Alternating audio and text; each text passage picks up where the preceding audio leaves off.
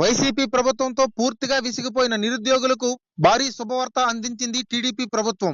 30,000 పోస్టులతో mega DSC. Chandrababu, Pawan Kalyan కీలక నిర్ణయం తీసుకున్నట్లుగా తెలుస్తోంది. అయితే ఈ విషయాలన్నీ పూర్తిగా తెలుసుకునే ముందు ఈ ఛానల్ ని సబ్స్క్రైబ్ చేసుకోండి ఫ్రెండ్స్. ఈ వీడియోని అయితే పూర్తిగా చూడండి ఫ్రెండ్స్. అప్పుడే మనకేంటంటే కంప్లీట్ గా ఇన్ఫర్మేషన్ అనేది తెలుస్తుంది. ఏపీ డిఎస్సి ఆశావహులకు ప్రభుత్వం శుభవార్త చెప్పనున్నట్లు సమాచారం.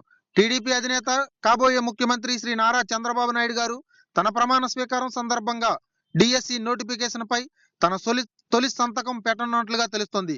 గత ఎన్నికల ప్రచారంలో చంద్రబాబు మాట్లాడుతూ రాష్ట్రంలో నిరుద్యోగులకు 20 లక్షల ఉద్యోగాలు ఇస్తామని, ముఖ్యమంత్రిగా బాధ్యతలు చేపడితే డిఎస్సి పై తొలి సంతకం చేస్తానని స్పష్టం చేశారు.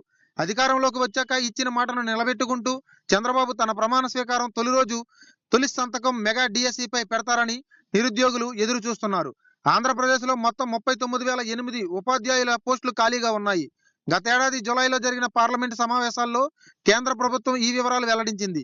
2023 జూలై 31న లోక్సభలో ఒక ప్రశ్నకు అప్పటి కేంద్ర విద్యాశాఖ సహాయ మంత్రి అన్నపూర్ణాదేవి సమాధానం ఇచ్చారు.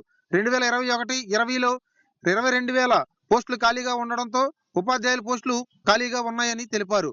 1వ తరగతి నుంచి 8వ తరగతి వరకు 2023 39,008 ఉపాధ్యాయ పోస్టులు ఖాళీగా ఉన్నాయని పార్లమెంట్ సాక్షిగా వివరాలు వెల్లడయ్యాయి.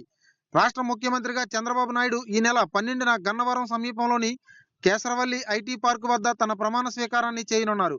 ఈ సందర్భంగా రాష్ట్రంలో ఖాళీ పోస్టుల వివరాలు పంపాలని ఇప్పటికే సంబంధిత అధికారులకు మౌలిక ఆదేశాలు జారీ అయ్యాయి.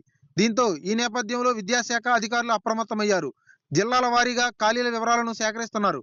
గత ప్రభుత్వం 6,100 పోస్టులతో నోటిఫికేషన్ విడుదల చేసిన సంగతి అయితే మనందరికీ తెలిసిందే.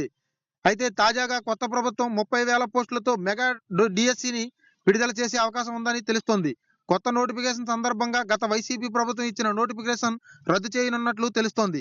దాని స్థానంలో కొత్త డిఎస్సి నోటిఫికేషన్ విడుదల చేసేందుకు విద్యాశాఖ కసరత్తు ప్రారంభించింది.